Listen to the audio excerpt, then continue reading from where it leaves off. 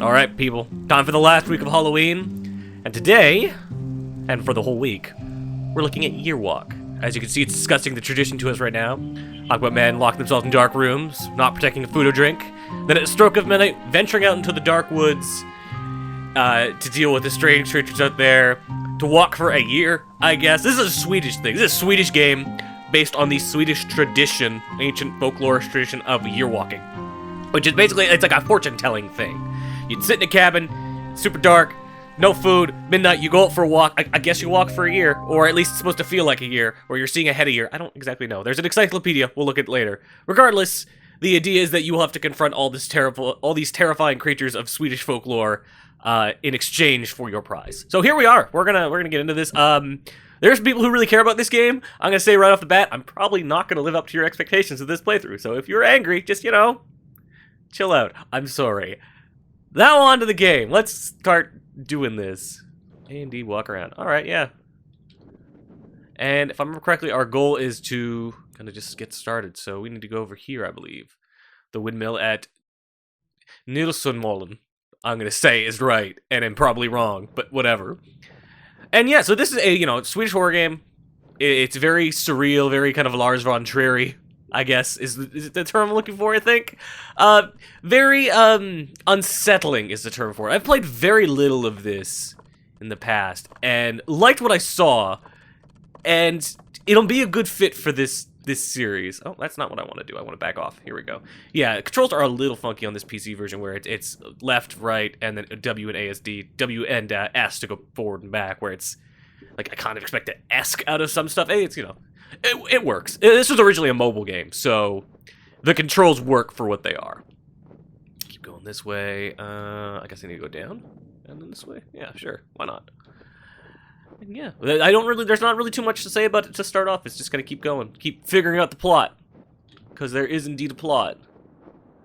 I think we're going over to that windmill that's right over there.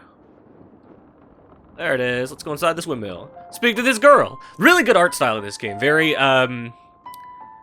very subtle, very muted. This very light film grain is really quite nice, and then just the art, like the kind of almost craft paper art, really works. Get these weird little silent movie quote things coming up. That's fun.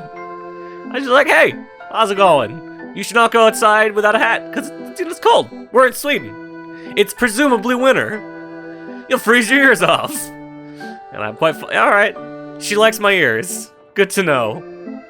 I've always been proud of my ears. And when you come in here, it's barren outside, so no. She doesn't look happy about it. Now you're being silly. You know that I'm not ashamed of you. It's not that. So we're a silent protagonist, I guess. It's not that. I like you very much, but you and I come from different worlds. He is waiting for my answer. I said it to give it to him next year.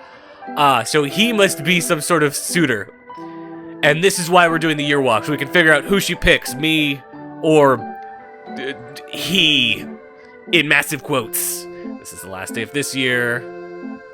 So now you're being unfair. Apparently I said something to her. This isn't any easier for me. Apparently my silent protagonist is kind of an asshole. Yeah, she doesn't look happy about it. I'm not being a nice guy. I'm not calm, apparently. I thought I was taking this all pretty well. You're walking. I hope you're joking. Don't go kill yourself. Do you remember what happened to my cousin? It's always someone's cousin. When it comes to folklore, it's always someone's cousin that it happens to. He died. He fucking died in the snow. And you're gonna die in the snow as well.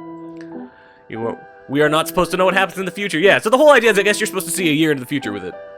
Which is a cool idea. That you just go out in the freezing, bitter snow and deal with monsters, and at the end you're like, oh, cool. Lottery numbers. Hurry home to your cottage and get some rest. Alright then, let's go back to my cottage. I will note that I do have a walkthrough loaded up for this game, ready to go for if we get stuck. Just like in the past games we played this month.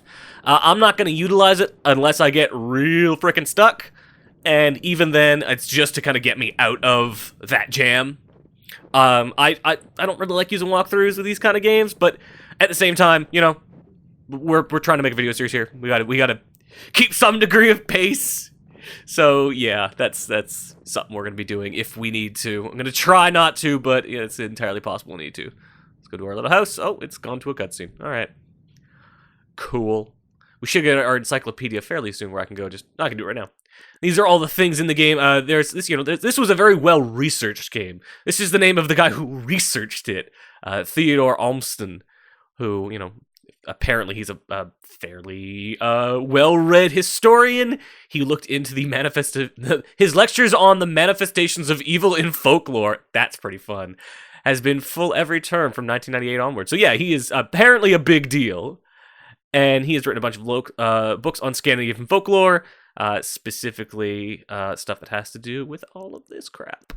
So let's read about the Yearwalk first. We'll read about all these monsters as we get to them, because these ones are monsters. But let's read about the Yearwalk. So, Yearwalking was... I like the art. Look at this. I like this really traditional, I guess it's Swedish art, kind of medieval-looking art. It's very cool. Yearwalking was at its core a vision quest. So yeah, vision quest. Kind of what I've described.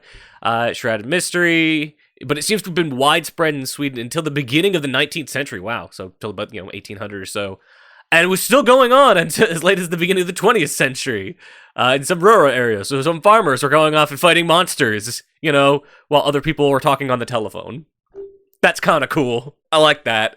This practice was likely over 1,000 years old, most certainly pagan. Well, yeah. You're walking very greatly regionally and even locally, and there might be differences, one being the other. Yeah, okay. Walk could not be done on any common day. There were certain days of the year when the gate was opened, generally in liaison with an important festival day, such as May Day. So solstices. May Day, Midsummer's Eve, or Christmas Eve.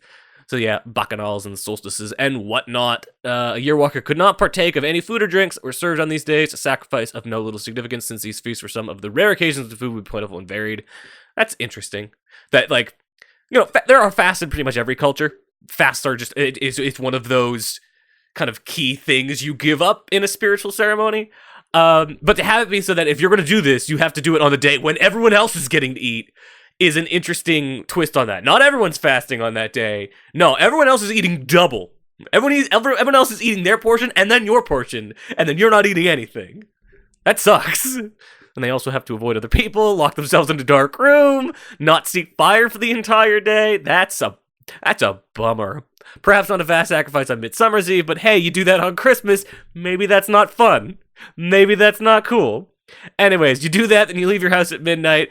And once you're outside your house, you're not allowed to turn back. So that sucks. You got to get to the church. On the way, you would encounter a number of supernatural creatures which would pose a threat physically, mentally, and spiritually if a Yearwalker was made to the cemetery, who would walk around the church in an intricate pattern. And this would open the Yearwalker's eyes to the future, but it would also lure out the church grim, which is one of the things we'll deal with later, because you could tell, because it was one of the entries on there. Having completed the Yearwalk, the walker would then see visions that could manifest themselves in a different manner. When the Yearwalker left the cemetery, he might, for instance, see a somber procession of dancers dressed in their finest church clothes. These would be people that would die in the following year. A reoccurring theme is, of course, the Yearwalker would meet his own ghost on the road, because that makes for a good story, is you go and do this whole crazy Yearwalk, and you have all these life lessons, and at the end you realize, oh god, I'm dying next week! Bummer! Alright, also love, yeah, that makes sense. Meet wedding progressions. Hope you're part of them. Processions, and hope you're part of one. One testimony from the late 19th century tells of a mental patient named Martin Nilsson who described his visions as otherworldly experiences. For I saw what happened next year. I lived among the stars. I lived there for many lifetimes, it seems. What do I care for next year? The stars are way better. Time has already ended. Today the practice seems to be almost entirely forgotten. Until they made a video game about it. So yeah. Admittedly a small indie mobile game, but still a game nonetheless. And it is on PC, and it came out on Wii U fairly recently too, I want to say. So yeah. This is almost prescient. Not quite, but almost. Oh, hey.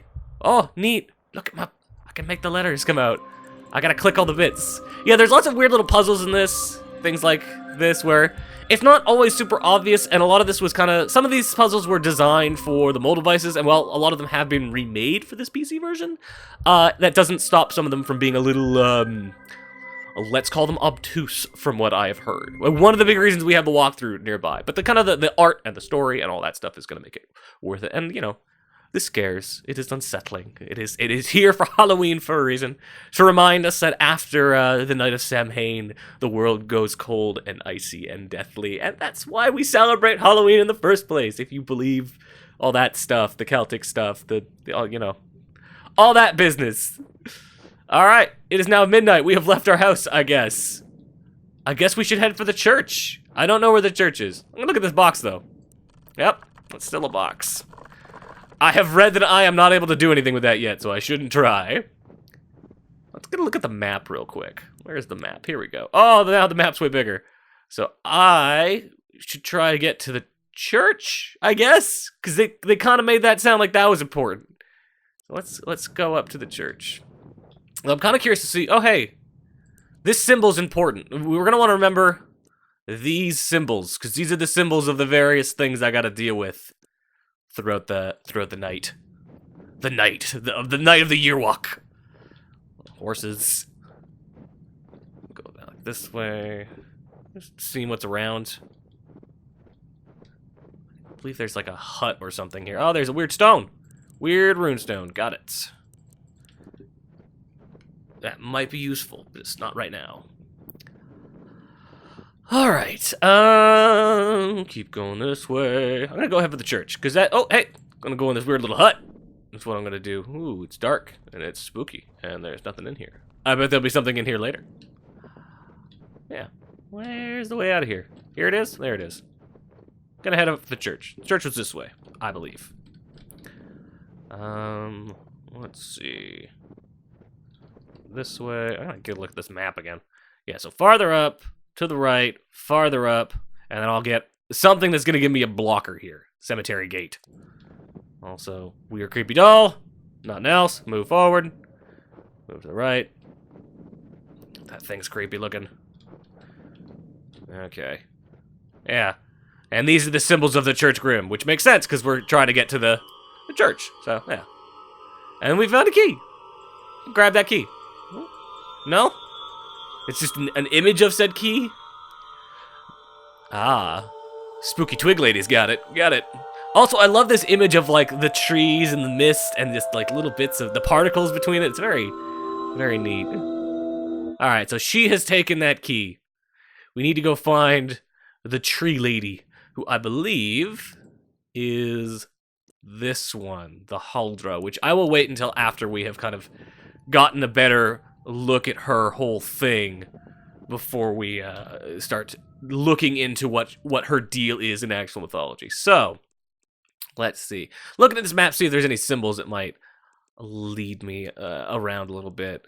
That big tree I see and remember is important. I have played, from what little of this game I have played, I remember that big tree is important. So let's go look at that big tree. Also, this creepy thing.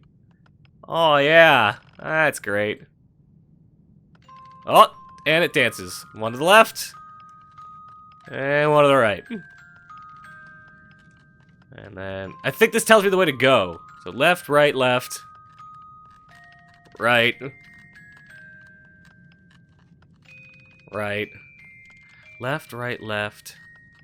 Right, right. Right. Left. So left, right, left. Right, right, right, left. Left. I should write this down. Oh! And that spooky face. Got it. Cool. So that was left, right, left. Just give me a second. Writing it down. Right, right, left, left. I think I got that. Alright. Spooky face. Got it. Moving on. I'm gonna go to Big Tree, because I feel like the Big Tree is where I'm supposed to go. I've played this section, basically. Kind of what I've done with this game. Where the hell am I going?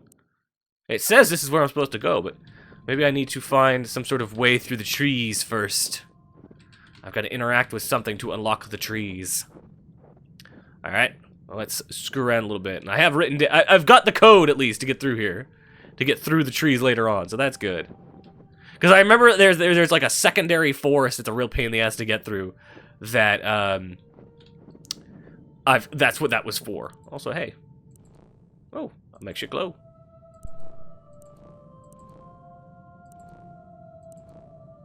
Just do stuff. Why not? Double back on itself? I don't know what I'm supposed to be doing here. I'm just gonna keep fucking with it. No? Alright. That's enough of that. What else? It's just gonna be explore for right now. See what's in this area. You think go to the right. Oh, hey! I need to talk to you, don't I?